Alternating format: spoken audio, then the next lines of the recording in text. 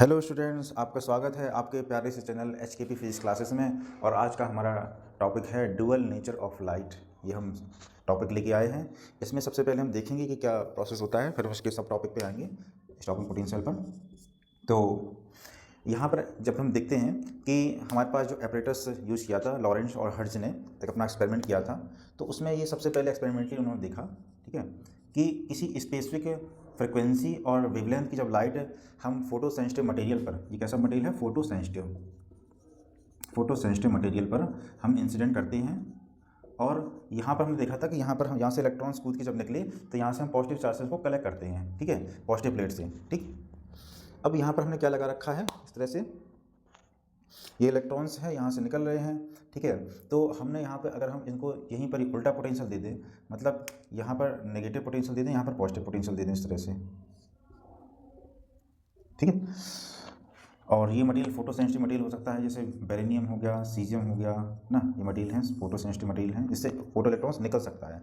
तो इसकी एक इक्वेशन बनती है कि टोटल जो एनर्जी ई होती है that is E equal to कुछ इसके वर्क फंक्शन में खर्च हो जाती है फाई नॉट और प्लस का, और बची कुछ एनर्जी इसका जो फोटो इलेक्ट्रॉन्स निकल रहे हैं, कूद रहे हैं, उसकी maximum kinetic energy of photo electrons. क्योंकि जब यहाँ से इलेक्ट्रॉन्स कूद के निकलते हैं तो उसके पास में अलग अलग एनर्जी होती है, किसी के पास में कम एनर्जी होती है, किसी के पास ज़्यादा एनर्जी होती है, ठीक है। तो ये दो पार्ट में एनर्जी डिफाइंड, जो टोटल एनर्जी है दो पार्ट में डिवाइड हो जाती है। Work function of the material, ये जो वर्क फंक्शन है किसका, मटेरियल का है, और बची हुई एनर्जी किसके, इसके काइनेटिक एनर्जी में खर्चा हो जाती है, ठीक है। अब हम आते हैं कि क्या इसका वर्क फंक्शन होता है, स्टॉपिंग पोटेंशियल क्या होता है। तो हमने देखा कि यहाँ पर कुछ ना कुछ इसका जो एनर्जी बैरियर है उसको क्रॉस करेगा इलेक्ट्रॉन्स, तब यहाँ से कूद के निकल पाएगा। दैट इज़ वर्क फंक्शन को फाई या डब्ल्यू से हम डिफाइन करते हैं, that is h mu naught, जिसको थ्रेशोल्ड फ्रिक्वेंसी नाम दिया है, equal to h c by lambda naught, ठीक है, ये वैल्यू है। ठीक, हम आते हैं इसके टॉपिक में स्टॉपिंग पोटेंशियल में, जिसमें आपको कही थी। तो नेगेटिव चार्ज से को हमने यहाँ पर अट्रैक्ट करने के लिए पॉजिटिव चार्ज लगा रखा है, जिससे आसानी से कूद के कलेक्ट हो जाएगा यहाँ पर, लेकिन हमने यहाँ को नेगेटिव चार्ज लगा दिया। नेगेटिव चार्ज की वजह से क्या होगा, ये इलेक्ट्रॉन कूदता हुआ निकलेगा, यहाँ तक कुछ तक पहुँच पाएगा और फिर यहाँ से लौट के वापस चला जाएगा। क्यों वापस चला गया, क्योंकि यहाँ पर रिपल्सन स्टार्ट हो गया इस due to this negative charge, ठीक है। तो एक ऐसा पोटेंशियल जिस पर ये जो मैक्सिमम काइनेटिक एनर्जी का इलेक्ट्रॉन्स है इसको वापस लौटाने के लिए कैपेबल हो जाता है, ठीक है। एक ऐसा पोटेंशियल हमने यहाँ पे लगा रखा है माइनस का वी नॉट, जिससे हमने इसकी टोटल जो काइनेटिक एनर्जी का इलेक्ट्रॉन्स निकला उसको ही इसने बैलेंस आउट कर दिया अपने पोटेंशियल की वजह से, ठीक है। तो हम इसकी सिंपल इक्वेशन बना सकते हैं, ठीक है। देखते हैं किस किस फैक्टर पर डिपेंडेंसी होती है। तो ये आपका जो यहाँ पर देखा जाए कि जो आपकी मैक्सिमम काइनेटिक एनर्जी है that is K max equal to 1/2 half v max square equal to, ये किसके बराबर, ई वी नॉट के बराबर हो जाएगा, ठीक है, ई वी नॉट के बराबर हो जाएगा। और यही वाली वैल्यू हमारी है यहाँ पर फाई नॉट के बराबर लिखी हुई, इसलिए हमने इसको फाई नॉट बाई ई ले रखा है इक्वल टू, ठीक है, इस तरह से। तो ये फाई के बराबर इस तरह से ले रखा है हमने। तो स्टॉपिंग पोटेंशियल की डिपेंडेंसी किस किस फैक्टर पर है, स्टॉपिंग पोटेंशियल डिपेंड करता है यहाँ पर एनर्जी ऑफ वन फोटोन, ठीक है।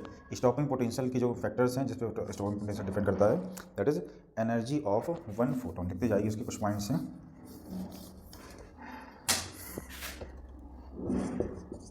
एनर्जी ऑफ वन फोटोन, जितनी फोटोन की एनर्जी होगी उस पर स्टॉपिंग डिफाइन करेगा।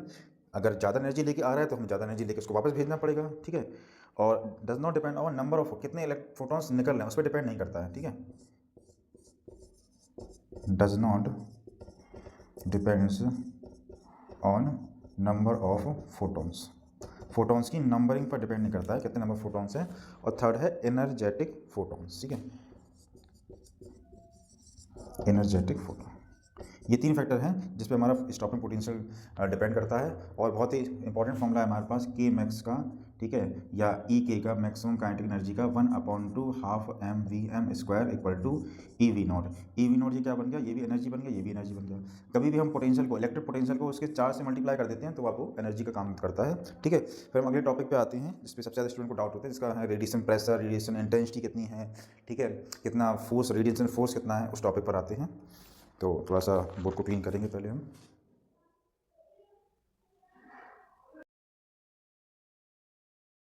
तो नेक्स्ट हमारा जो सबसे कंफ्यूजिंग सा टॉपिक है जिसको स्टूडेंट्स में प्रॉब्लम्स होती हैं, रेडिएशन फोर्स, ठीक है। रेडिएशन फोर्स हम कैलकुलेट करेंगे किसके लिए, नॉर्मल इंसिडेंस हो रहा है जब रेडिएशन का, ठीक है, परफेक्टली एब्जॉर्बिंग सरफेस है। ये जो सरफेस है जो मैंने यूज़ किया है वो परफेक्टली एब्जॉर्बिंग है। ठीक है, तो परफेक्टली एब्जॉर्बिंग का मतलब है कि पूरा पूरा इसका जो ए की वैल्यू है, एब्जॉर्प्शन रेशियो की वैल्यू वो ए की 1 के बराबर है। एन यहाँ पर जितने नंबर ऑफ फोटॉन्स आए इंसिडेंट्स हुए उतने पूरे एब्जॉर्ब हुए। एन ए मतलब जितने एब्जॉर्ब हुए। अब यहाँ देखेंगे पावर इंसिडेंस कितना हुआ, पावर इंसिडेंस कितना होगा, that is intensity into I.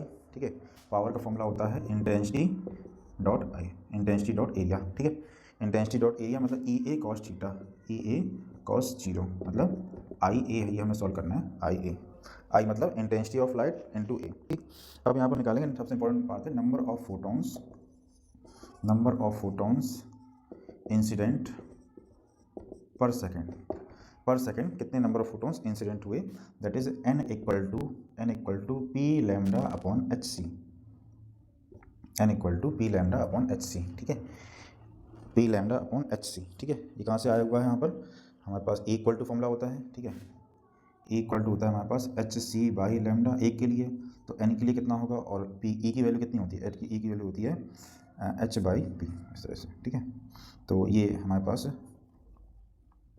P की वैल्यू होती है एच बाई लैम्डा। ठीक है, तो हमने इन दोनों कंबाइन करके यहाँ से नंबर ऑफ इंसिडेंट फोटोन निकल के आया। ठीक है, नंबर ऑफ इंसिडेंट पर सेकंड कितना है। ठीक है, पी की वैल्यू रख दी हमने, यहाँ पी की value I into A lambda upon H C, H यहाँ पे प्लांक कांस्टेंट, सी यहाँ पे speed of light, I intensity, A यहाँ पे एरिया और लैम्डा इसकी वेवलेंथ, जितना हमने वेवलेंथ का यूज़ किया हुआ है। ठीक है, अब यहाँ पर हमारे पास एन की वैल्यू मिल गई। अब निकालेंगे फोर्स कितना। अब देखिए यहाँ पर पूरा अगर नॉर्मली ना इंसिडेंस हो रहा है रेडिएशन का, ठीक है, जो रेडिएशन नॉर्मली अगर गिर रहा है, तो अगर हमारे पास मोमेंटम देखें, मोमेंटम में कितना चेंज हुआ, क्योंकि न्यूटन का सेकंड लॉ कहता था force equal to change in momentum, तो मोमेंटम हमारा एच बाई लैम्डा निकल के आ रहा है ऊपर की तरफ, क्योंकि पूरा पूरा गिरने के बाद मोमेंटम क्या हो गया, फाइनल जीरो हो गया, तो जीरो माइनस समथिंग। ठीक है, अब यहाँ से हम फोर्स निकालेंगे कि कितना फोर्स मिल रहा है। ठीक है, फोर्स कितना आ रहा है, फोर्स की कैलकुलेशन करेंगे। ठीक है, फोर्स इक्वल टू होता है change in momentum, change in momentum upon time taking, upon time taking कितना होगा, तो अभी हमने चेंज इन मोमेंटम देखा कितना आ रहा था हमारा एच बाई लैम्डा, और यहाँ पर कैपिटल एन क्या है, number of photons per second है, और टाइम टेकिंग मतलब यहाँ पे कितना है, टाइम टेकन टी है। ये अभी हमने जो वैल्यू लिखी थी वो number of photons per second की वैल्यू थी, उसको रख देंगे हम एज इट इज़। तो हमारे पास स्मॉल एफ की जो वैल्यू आ जाएगी वो आई A lambda upon H C, ये हमारे पास वैल्यू आ रही थी, और इंटू में एच बाई लैम्डा, एच से एच कट गया, लैम्डा से लैम्डा कट गया, तो हमारे पास small force equal to formula आ गया छोटा सा आई ए बाई सी। ठीक है, ये फॉर्मूला आपको एज इट इज़ याद रखना है। किसके लिए फॉर्मूला है, जब नॉर्मली इंसिडेंस हो रहा हो रेडिएशन का और जो सरफेस है वो पूरी तरह कैसा है, परफेक्टली एब्जॉर्बिंग सरफेस होता है, परफेक्टली एब्जॉर्बिंग सरफेस हो, तो हमारे पास एफ की वैल्यू, फोर्स की वैल्यू जो है कि उस रेडिएशन की वजह से उस सरफेस पर कितना फोर्स इंसिडेंस हो रहा है, इसकी वैल्यू। ठीक है, इसके बाद आते हैं अगले टॉपिक पर जिसका नाम है हम अगर पावर की बात करें, प्रेशर की बात करें, तो ये एक तरह से हमारे पास क्या आ गया, ये वाली वैल्यू पावर डिवाइड बाई सी। ठीक है, पावर डिवाइड बाई सी, इसी को हमने निकाला था पावर इंसिडेंस को। ठीक है, जैसे मैं वहाँ पर पढ़ा हुआ था फॉर्मूला कि पावर जो होती है फोर्स इंटू वेलोसिटी होती है, वैसे कुछ तो आ रहा है कि force equal to power divide by C आ रहा है। ठीक है, वेलोसिटी से डिवाइड कर दिया, तो रेडिएशन है उस पर स्पीड ऑफ लाइट की वैल्यू से होती है उसकी वेलोसिटी। ठीक है, अब देखेंगे प्रेशर की वैल्यू निकालेंगे, तो प्रेशर निकालेंगे, प्रेशर इक्वल टू होता है force divide by area, pressure equal to force divide by area, तो फोर्स कितना है आपका आई ए बाई सी डिवाइड में आई, तो प्रेशर हो जाएगा आपका आई by C, I by C, ये छोटे छोटे फॉर्मूले मिल रहे हैं, आई बाई सी और ये आई ए बाई सी, फोर्स का फॉर्मूला और प्रेशर का फॉर्मूला। ठीक है, अगले पार्ट पे आते हैं, इस पर डायरेक्टली क्वेश्चन भी आ जाते हैं डायरेक्टली। ठीक है, घबराने की जरूरत नहीं है, डायरेक्टली क्वेश्चन आते हैं, वैल्यू पुट दी कोई करना है। ठीक है, कैसे क्वेश्चन आते हैं, पावर दे दिया इसमें हमें ना, पावर दे दिया इसमें हमें इतना, पावर तो समझ जाते हैं किस में होती है, वॉट में होती है। ठीक है, तो पावर की वैल्यू दे दी है सरफेस के लिए, इसको पावर गिवन है यहाँ पर 300 वॉट। ऐसे क्वेश्चन आपको डायरेक्टली मिलते हैं मेंस में और नीट में। ठीक है, 300 वॉट वैल्यू गिवन है, ए इक्वल टू 1 है, परफेक्टली एब्जॉर्बिंग सरफेस है, ए इक्वल टू 1 समझ जाएंगे आप लोग। और इसमें आपको फोर्स निकालना है, सिंपली फोर्स निकालना है सिंपली। तो क्या करते हैं यहाँ पर, हमें स्पीड ऑफ लाइट पता है। ठीक है, तो फोर्स इक्वल टू हम डायरेक्टली अप्लाई कर सकते हैं पावर डिवाइड बाई सी, तो 300 वॉट को ऐसा ही हम चेंज करेंगे 3 इंटू 10 की पावर 8। ठीक है, बहुत ही छोटा सा हमारे पास में फोर्स निकल के आएगा 10 की पावर -6 न्यूटन। ठीक है, कि इतने फोटोन जब किसी सरफेस पर गिरते हैं, बॉम्बार्डिंग होती है, तो इतना छोटा सा हमें फोर्स मिलेगा उस सरफेस पर। ठीक है, 10 की पावर 6 न्यूटन। नेक्स्ट आते हैं जब नॉर्मल इंसिडेंस हो रहा हो, परफेक्टली रिफ्लेक्टिंग सरफेस हो, ठीक है। अंतर क्या हो जाएगा, परफेक्टली रिफ्लेक्टिंग सरफेस है, मतलब पूरी तरह इलेक्ट्रॉन्स जो हैं, फोटो इलेक्ट्रॉन्स रेडिएशन जो है पूरी तरह लौटने लगेगा, तब ये वैल्यू थोड़ा सा हमें चेंज मिल जाएगी। जितना मोमेंटम आ रहा है उतना मोमेंटम जा रहा है, ठीक है।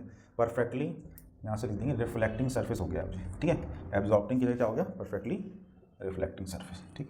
आप सिमिलैरिटी लेते हुए चलेंगे तो आपको चीज़ें क्लियर भी रहेंगी और आपको याद भी बना रहेगा, वरना भूलने के चांसेस बहुत ज़्यादा हो जाते हैं। परफेक्टली रिफ्लेक्टिंग सरफेस, ठीक है। तो जितना इंसिडेंस हो रहा है उतना हमारे पास लौट जा रहा है, ठीक है। ऐसे ही तो काउंट होता है रिफ्लेक्टिंग सरफेस, जितना आ रहा है उतना चला जा रहा है जैसे, ठीक है। रिफ्लेक्टिंग सरफेस के लिए हमारे पास क्या हो जाता है वैल्यू, ठीक है। फोर्स की वैल्यू जब निकालेंगे तो ये भी h बाई लैम्डा और माइनस ऑफ माइनस ये भी h बाई लैम्डा, तो यहाँ पर 2h बाई लैम्डा हमारे पास मोमेंटम मिल गया बस, ठीक है। मोमेंटम मिल गया, उसको हम फट से फोर्स में अप्लाई कर देंगे जैसे हमने पीछे सॉल्व किया था। तो फोर्स जो हमारा हो जाएगा n इंटू में डेल्टा पी, n इंटू में डेल्टा पी, जितना मोमेंटम में चेंज हो रहा है इंटू डेल्टा पी। और n की वैल्यू अभी हमने निकाली थी, n की वैल्यू हमारी कितनी थी, number of photons per second की वैल्यू थी, n equal to I A lambda upon H C, ठीक है। I A lambda upon H C value थी, निकाली थी हमने, ठीक है। पावर इंटू लैम्डा अपॉन में एच सी वैल्यू रखी, ठीक है। तो ये वैल्यू हमें मिल गई यहाँ पर, एफ़ की वैल्यू मिल गई है और हमें क्या निकालना है, फोर्स यहाँ से मिल गया, फोर्स कितना है ना, ये हमारे पास स्मॉल एन, इसको यहाँ पर पुट करना है हमें, ये हमारे पास क्या था, स्मॉल एन की वैल्यू यहाँ पुट करनी है हमें, ठीक है। और इसे डेल्टा पी की वैल्यू फोर्स, तो फोर्स इक्वल टू आपका हो जाएगा आई ए बाई लैम्डा एच सी, ये हो जाएगा आपका कितना, नंबर ऑफ, ठीक है, आपके नंबर ऑफ फोटोन्स पर सेकेंड्स हैं ये आपकी कैपिटल एन बाई 10 की टी की वैल्यू है ये। और डेल्टा पी यहाँ पे कितना है, 2h बाई लैम्डा है, एच से एच कट गया, लैम्डा से लैम्डा कट गया, एफ की वैल्यू क्या होगी, ट्वाइस मिल गई, ट्वाइस आई ए बाई सी, जो फॉर्मूला आई ए बाई सी मिल रहा था अब वो ट्वाइस ए बाई सी मिल रहा है। समझ पा रहे हैं ना, जितना रेडिएशन गिर रहा है उतना परफेक्टली क्या हो गया, वापस लौट गया, तो twice of power divide by C, ये हमारे पास फोर्स की वैल्यू मिल रही है, दैट इज रेडिएशन फोर्स, जो भी हम यहाँ पर निकालें, that is radiation force, radiation pressure, radiation intensity, ठीक है। अब बाकी सारी कैलकुलेशन सेम रहेंगी, ठीक है। अभी हमने जो प्रेशर निकाला था वो भी सेम निकाल लेंगे यहाँ से। प्रेशर की वैल्यू हमारे पास कितनी आई थी, एरिया डिवाइड बाई एरिया, तो प्रेशर जो हमारा था हमारा 2I बाई सी हो जाएगा, ये हमारे पास रेडिएशन प्रेशर, इसी बोलते हैं रेडिएशन प्रेशर। जनरली हम ये क्वेश्चन देख के छोड़ देते हैं, क्या ये क्वेश्चन छोड़ने लायक है, बिल्कुल लड्डू क्वेश्चन से उठा के खाना है ना, ठीक है। डायरेक्टली वैल्यू पुट की हुई रहती है। अब नेक्स्ट पार्ट पे आते हैं, पार्सली रिफ्लेक्टिंग सरफेस और नॉर्मल इंसिडेंस हो रहा है, ठीक है। तो पार्सली रिफ्लेक्टिंग सरफेस मतलब कुछ पार्ट तो उसका रिफ्लेक्ट हो गया और कुछ पार्ट उसका एब्जॉर्ब होगा। थर्ड केस इसका पार्सली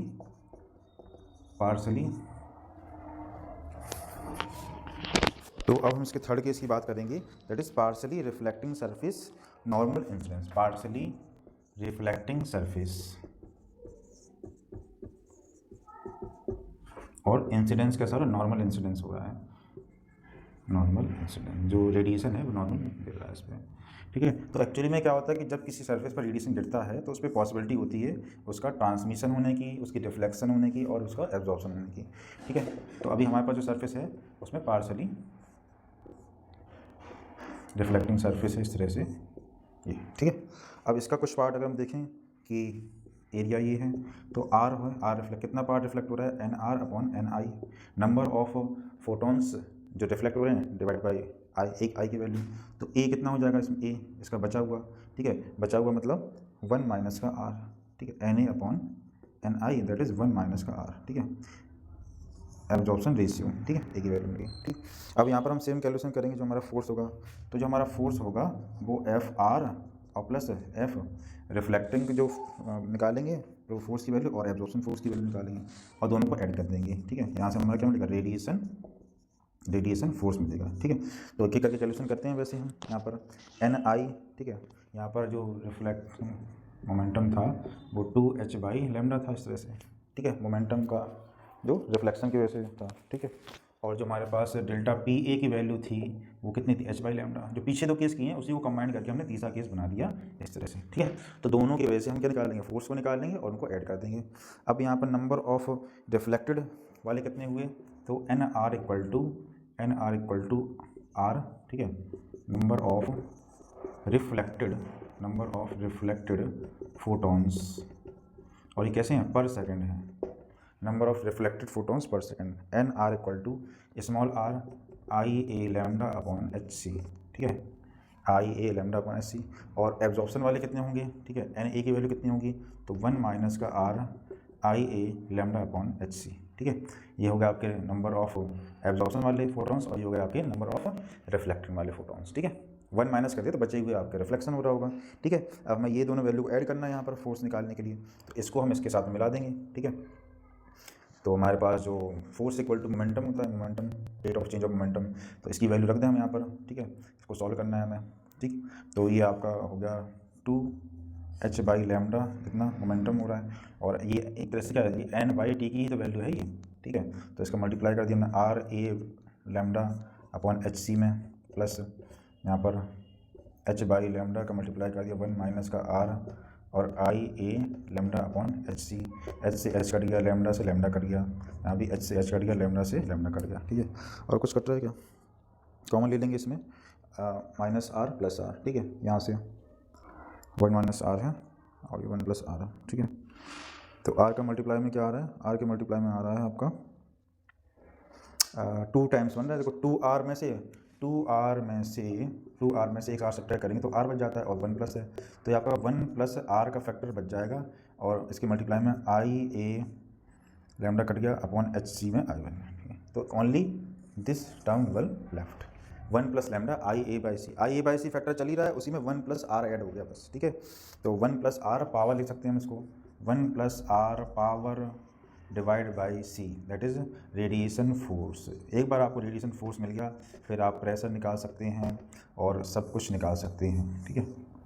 जब आपको मिल गया, इसमें आप ए से डिवाइड कर देंगे तो आपका छोटा सा प्रेशर का फॉर्मूला मिल जाएगा, क्या मिल जाएगा आपको, 1 प्लस आर आई बाई सी, ठीक है। इसकी वैल्यू मिली है रेडिएशन फोर्स की वैल्यू, रेडिएशन प्रेशर की value, that is radiation pressure मिल रहा है आपको, रेडिएशन प्रेशर, ठीक है। इसके थर्ड केस पे आते हैं जिसमें तीनों केस कंबाइन हो जाते हैं, ठीक है। तो एक ऐसा केस लेंगे जिसमें सारे केस कंबाइन हो जाएं, ठीक है। तो वो ऐसा केस है हमारे पास में, ठीक है, ऑब्लिक।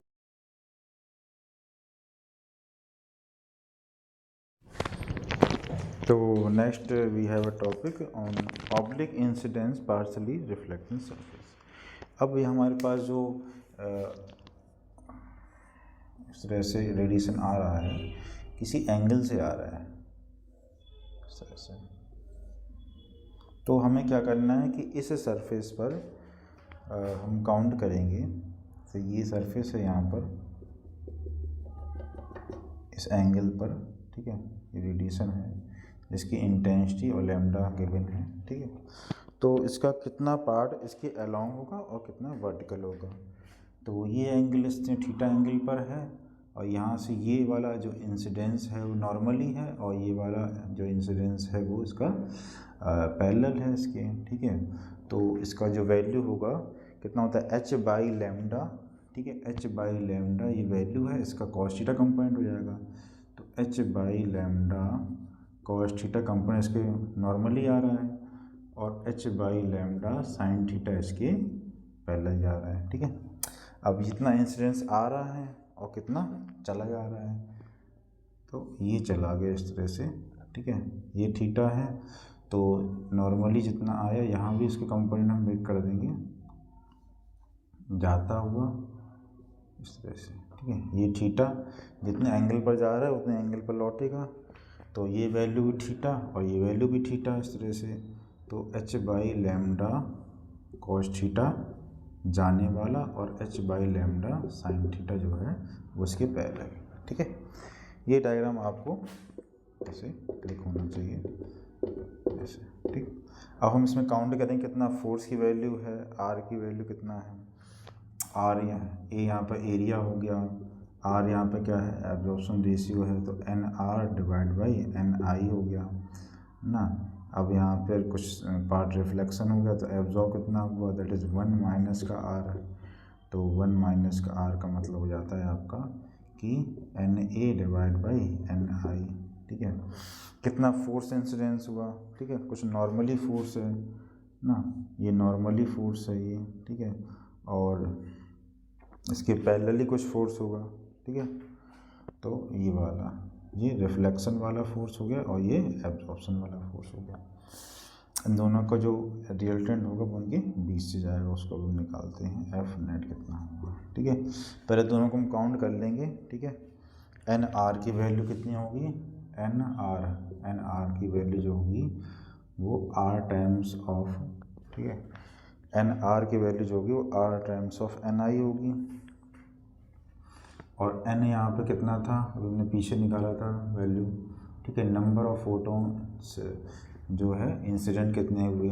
ठीक है, तो उसकी वैल्यू आपने निकाली थी यहाँ पर आई A lambda upon H C, I A lambda upon H c, और ये कांस्टेंट एंगल जो है वो थीटा है। ठीक है, आई और ए के बीच का जो एंगल है, ठीक है, ये इसकी एरिया वेक्टर है, आई ऐसे आ रहा है। तो ये आपका कितना आई की वैल्यू हो गई। अब इसमें वैल्यू पुट करेंगे, इनटू आर कर देंगे, तो small are I A lambda upon H c और कॉस थीटा, ये हो गया नंबर ऑफ फोटॉन्स रिफ्लेक्टेड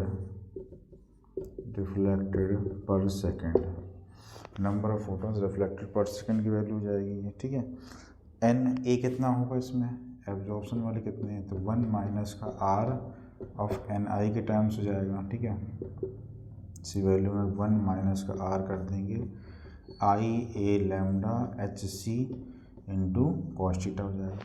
अब जब हमें एन ए और एन आर मिल गया, अब यहाँ पर हम क्या निकाल सकते हैं, यहाँ पर हम फोर्स की वैल्यू। ठीक है, फोर्स कितना होगा, प्रेशर कितना होगा। ठीक है, इसमें आपका जो रिफ्लेक्शन वाला जो है वो नॉर्मली जितना आ रहा है उतना ज़्यादा, 2 टाइम्स ऑफ ये कंपोनेंट है H by lambda cos theta. ठीक है, ये आपका चेंज इन मोमेंटम, कौन सा मोमेंटम है ये, रिफ्लेक्टेड वाला। ठीक है, रिफ्लेक्टेड वाला मोमेंटम जो चेंज हो रहा है। ठीक है, तो यहाँ से हमें स्मॉल एफ आर की वैल्यू मिल जाएगी, वो मोमेंटम, और इस वैल्यू को लेना है हमें, तो 2h बाई लैम्डा और कॉस थीटा, इसका मल्टीप्लाई हमें एन आर से कर देंगे, small r lambda upon H c और कॉस थीटा ये। ठीक है, काटपुट की वैल्यू रखेंगे यहाँ पे, कॉस स्क्वायर थीटा आ जाएगा, F R equal to H से एच कट गया, लैम्डा से लैम्डा कट गया। ठीक है, तो ट्वाइस आ गया, ट्वाइस आई ए आर और cos square theta by C, I A by C तो आई रहता है, अब यहाँ पर आर वैल्यू और रहेगा ना, R cos square theta by सी। ठीक है, ठीक, अब इसमें हम यहाँ पर एब्जॉर्प्शन वाला रखेंगे। ठीक है, एब्जॉर्प्शन वाला फोर्स जो है उसको एफ ए को लेंगे, कितना एब्जॉर्ब हो गया, एब्जॉर्ब में कितना है, केवल एच बाई लैम्डा आ रहा है। ठीक है, तो एच बाई लैम्डा की वैल्यू को लेंगे यहाँ पर, और इनटू में ये वाला जो हमारे पास में 1 माइनस वाला जो पार्ट है इसे मल्टीप्लाई कर देंगे। ठीक है, तो 1 माइनस का R I A lambda upon H C into cos theta. ठीक है, लैम्डा से लैम्डा कट गया, एच से एच कट गया, कितना आ गया, एफ ए की वैल्यू, एफ ए मतलब क्या है, रेडिएशन फोर्स जो एब्जॉर्ब हो रहा है। ठीक है, 1 माइनस का small are I A cos theta by सी। ठीक है, ये आपका रेडिएशन फोर्स मिल गया जो एब्जॉर्ब हो रहा है। अब इन दोनों का रिजल्टेंट निकाल लेंगे, तो हमें जब रिजल्टेंट निकालते हैं तो हम सिंप्लीफाई करके वैल्यू लिखते हैं इसको आई एफ कॉस थीटा से, तो हमारे पास जो रिजल्टेंट एफ नेट की वैल्यू निकल के आती है उसमें 2 वेक्टर्स हैं, उनके बीच का एंगल थीटा है। ठीक है, F R plus F A cos theta, F R plus F A cos theta की वैल्यू जो आती है वो हमारे पास है। ठीक है, तो प्रेशर की बात करें तो प्रेशर जो हमारा रेडिएशन प्रेशर जो आता है वो इसका कंपोनेंट बनेगा यहाँ पर। ठीक है, ये पूरा कॉस थीटा था और ये यहाँ पर इतना कॉस थीटा, इसका इधर कंपोनेंट बनेगा F R plus F A cos theta. ठीक है, ये इधर आके बनेगा, तो एफ आर और प्लस का F A cos theta divide by सी, ठीक है। इसको जब सॉल्व करते हैं तो आपको 1 plus R 1 plus small r और I cos square theta by सी, ठीक है। ये वैल्यू आपको मिलती है किसकी, रेडिएशन प्रेशर की। मतलब बहुत ही इंटरेस्टिंग रिजल्ट हैं। थोड़ा सा एक दो बार आप उनकी प्रैक्टिस करेंगे, आपको गो थ्रू होंगे तो बहुत ही ईजी लगेगा और बहुत ही मतलब ये स्कोरिंग पार्ट है। डायरेक्टली फॉर्मूला बेस्ड क्वेश्चन आते हैं। अब इसमें जो along the component along the area जो फोर्स लग रहा है दैट इज़ इसको एच बाई ये वाला जो इसका मोमेंटम है H by lambda sine theta, ये इसको शेयरिंग स्ट्रेस प्रोवाइड करेगा, ठीक है। तो यहाँ से एक और फॉर्मूला हम निकाल सकते हैं, या आप नोट डाउन कर लीजिए अच्छे से, पहले देख लीजिए, इसको थ्रू कर दीजिए। तो ये इसको टेंजेंशियली जो फोर्स लग रहा है वो उसको शेयरिंग स्ट्रेस देगा। कुछ इस तरह से हम इसको समझ सकते हैं। यहाँ पर साइड में देख लीजिए ना, आपने solid mechanical property of solid में ये देखा होगा कि इसको हमें अलोंग द सरफेस की बात करें तो ये वाला जो फोर्स है, ये टेंजेंशियल फोर्स इसको लग रहा है ना। टेंजेंशियल फोर्स की वैल्यू जो आपकी एफ ए का साइन थीटा कंपोनेंट, यहाँ तो आ गया आपका एफ ए और ये वाला हो गया आपका एफ आर। तो कॉस थीटा कंपोनेंट इधर चला गया, साइन थीटा कंपोनेंट यहाँ पर।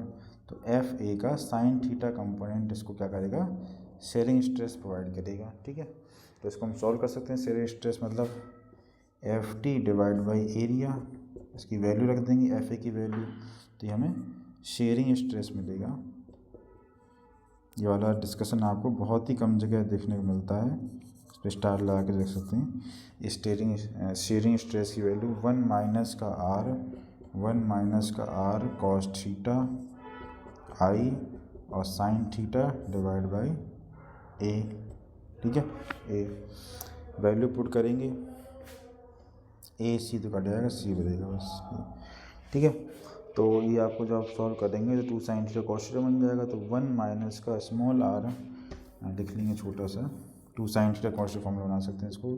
तो 1 माइनस का स्मॉल आर और ये आपका बन जाएगा साइन 2 थीटा अपॉन 2, ये बन जाएगा आपको sign 2 theta upon 2 C.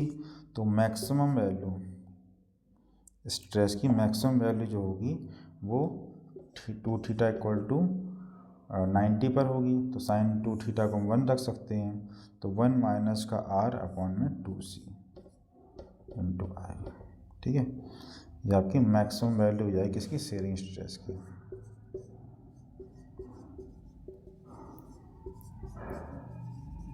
This will be maximum sharing stress, ठीक है। 1 माइनस स्मॉल आर और डिवाइड में 2c, इस तरह से इसको लिख देंगे, ठीक है। तो we are getting the same result that we know. तो ये सारा डिस्कशन बहुत ही इंपॉर्टेंट और डायरेक्टली फॉर्मूले, इससे आप एससीबी के मैक्सिमम क्वेश्चन कर सकते हैं। एससीबी के आप चैप्टर 42 के एक्सरसाइज में 1 to 9 और 13 से 25 क्वेश्चंस आप अटेम्प्ट कीजिए, फिर आप उसको डाउट सेशन पर डाल सकते हैं।